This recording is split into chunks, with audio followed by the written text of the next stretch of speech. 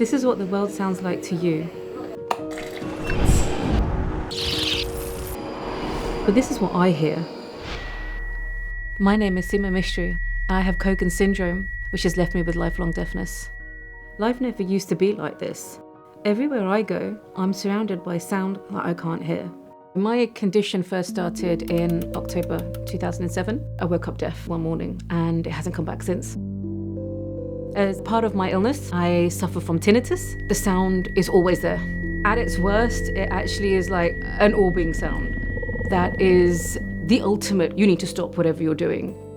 I've been working in the financial services sector for 19 years now. So I've got a new device. It connects through Bluetooth to my hearing aid. It lets me talk. It's been a game changer.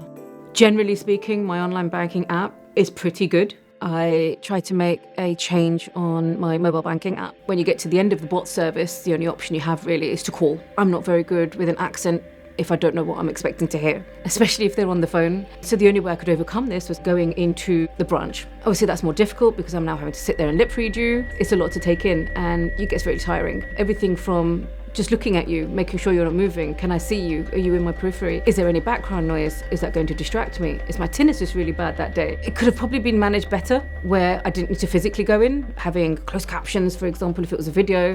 I'm wholly appreciative of the fact that even being deaf, there are different levels or, variances of deafness. I was deafened, so my requirements might be slightly different to someone who may have been born with deafness. Things are just not designed with us in mind. I think the most challenging aspect for me with my deafness has been acceptance and people understanding it. So there are 18 million people in the UK that have some level of hearing loss. So we estimate that 1 in 3 people have hearing loss in the UK. RNID is a national charity representing people who are deaf, have hearing loss or tinnitus, and we're campaigning to make society more inclusive and break down barriers.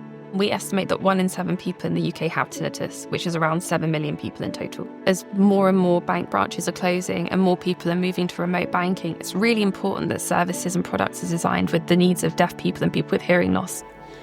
I'm sorry, I don't know how to start. She's still working hard. She has made her career. She has pulled through.